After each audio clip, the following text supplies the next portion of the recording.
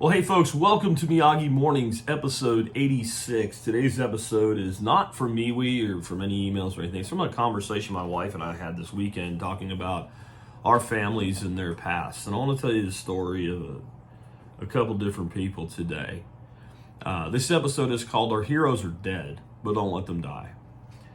We throw around words like hero today way too easy. So let me tell you the first story. Around the turn of the century, a man named Frederique moved to the United States from Italy. Came in through Ellis Island, front door immigrant. All he wanted was to bring his family, grow his family here in the United States. And this man would have been my great-grandfather, but I never knew him. My great-grandmother on my mother's side through my grandmother on that side. And he got here and he established his little business in Manhattan, actually Brooklyn. And he was a barber. And as a barber in Brooklyn, at the turn of the last century, he was able to raise a family with 8 children. And as he began to prosper and the family got bigger, they eventually moved across the river to New Jersey, where a lot of my family still lives today. And one of his daughters was named Rose. Rose grew up there in New Jersey, and in the 1930s, she met a man named Rex, who was to become my grandfather. Rex was a soldier stationed in Fort Monmouth, and he married Rose. And he had enlisted in the 30s, in the middle of the Great Depression. It turned out Rex was a smart man, and he excelled at things like codes and things like that. So he ended up going from enlisted to what's known as a warrant officer. And his life was getting pretty good, and he and Rose were married, and things looked pretty nice. 1941 came. The Japanese, of course, bombed Pearl Harbor. We ended up in war overnight. So the next 4 years, they saw each other very, very seldom. And he spent most of his time in the Pacific Theater, where he was aware of things like the Manhattan Project, when most people weren't. And eventually the war ended and he got to come home. And he decided he wanted to serve his country for as long as it made sense to. So he spent 30 years in the Army, retired as a CW-4. But along the way before that happened, this is the part of the story I really want you to think about, because I'm sure there's many stories like this, and I just don't know them. I was only told so many things. In the early 60s, we had a thing called the Cuban Missile Crisis. And Rex and Rose they were in Lebanon. By then, they had 4 children of their own. And being a intelligence officer, of course, my grandfather Rex knew a lot more than most people did about how bad things were and how close we really were to the skies lighting up and life as we know it, or all life possibly, ending on the planet. Did they hide? Did they run? Did they go down in the basement? They knew where they were. They had no hope of survival. The boys, there's 2 boys, 2 girls were their children. They were a little bit older and had some inkling of what was going on, but they sheltered them as much as they could. And the night that they really thought it was all going to go down, the night that everybody thought it was all really going to go down, they put the kids to bed. They took a bottle of wine. They went up on the flat top roof of the apartment that they had. And they figured if it was going to go out, they'd sit there and hold each other's hands, and they would wait. And they'd let it happen. There was nothing they could do, and they knew it. So they had a glass of wine and spent time with each other and sheltered their children from the knowledge that it might be the last night they went to bed. That's pretty amazing to me. And I sit and I wonder at times, am I worthy of that legacy? I have people in my audience tell me I'm a hero to them. And I'm like, we might be cut from that cloth, but we're a long way from where it started. We have people today that are hiding from basically a bad cold. They're in their 20s, they're in perfect health. They have no physical risk whatsoever, and they're terrified. These people had a glass of wine and some cheese and watched the sky on a night when the nuclear war might have started. I'll tell you another story. Also a gentleman named Fred. Not Frederique, though. Freya, I think is how his name was in Dutch. He was my wife's father. And his father was named Andre. And they lived in the Netherlands in the middle of the Nazi invasion. And when the Nazis invaded, they threw them out of their house. But her grandfather, Andre, was a police officer, was a police chief in the town. Well, they left him in power. They threw him out, but they left him. They left local authority in place to help maintain order. Well, he and the entire family promptly joined the underground, and eventually the entire family was broken up and split up.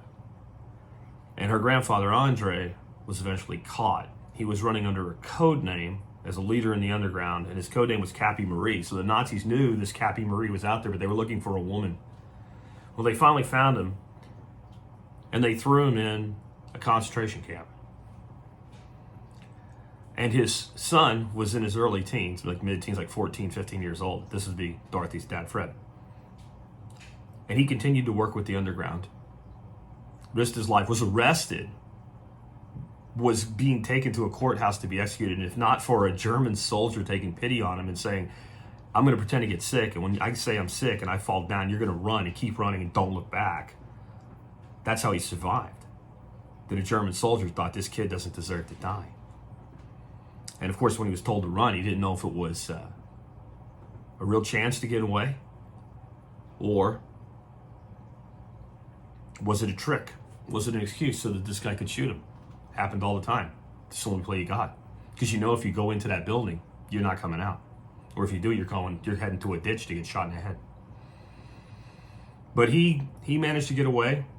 He continued to work with the underground, and eventually the Allies came and liberated his country. At this point, he was 17 years of age, I think, around there, 16, 17, something like that. No one would have thought any ill of him had he just said, okay, I'm done. There was plenty of help and support once we liberated the Netherlands. Instead, he joined the Dutch Marines as they reassembled them. And he actually was taken on a ship across to the United States and went to Marine boot camp here in the United States, and then went back, served 5 years. By the time that was all over, the war was pretty much over in Europe. Some of his folks he was in boot camp with went to the Pacific to continue the activities there. Some of them died. But the reason he didn't go, remember Andre? So Andre was in this concentration camp. He was a 6-foot-tall man. He weighed under 100 pounds the day the Allies found him. He managed to come back to health, and he managed to come to America with his family. Well, there's more to it than that. On our wall,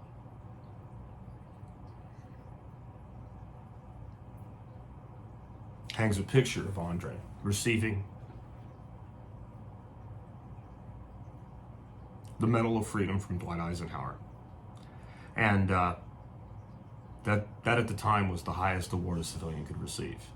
And it meant something, not like today where the Presidential Medal of Freedom replaced it, is now given to actors and comedians and political sellouts. That's when it actually meant something. But when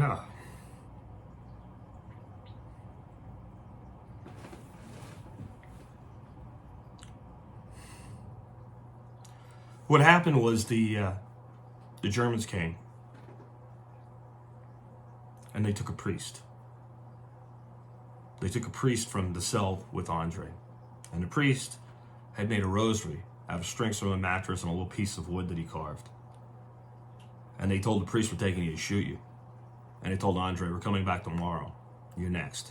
You're getting shot tomorrow. The priest gave the rosary to Andre and said, take it and pray, you're going to need it. And the next day, instead of death, freedom came.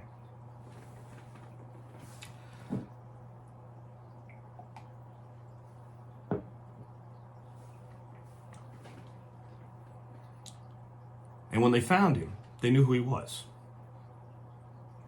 They knew the risks that he took, the lives that he saved, the sacrifices that he made. And they said, you can have anything you want.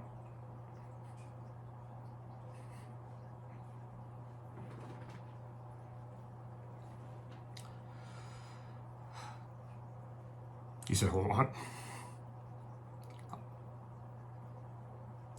I want my son.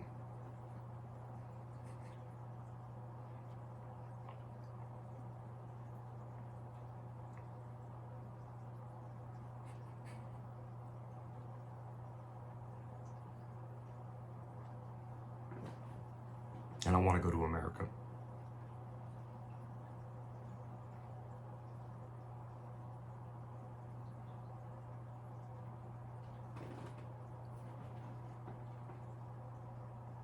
These were heroes. They faced death, and they believed in something. Don't fool yourself. None of these people today that are out there virtue signaling are worthy to shine the shoes of these people who have passed on. These are our heroes. They came through the darkest times in history. And today we cower like tiny children from a disease with a 99+% survival rate.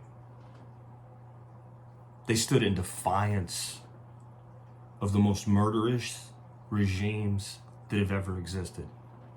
They stared down the barrel of nuclear missiles. They watched their homes destroyed. They watched their families taken.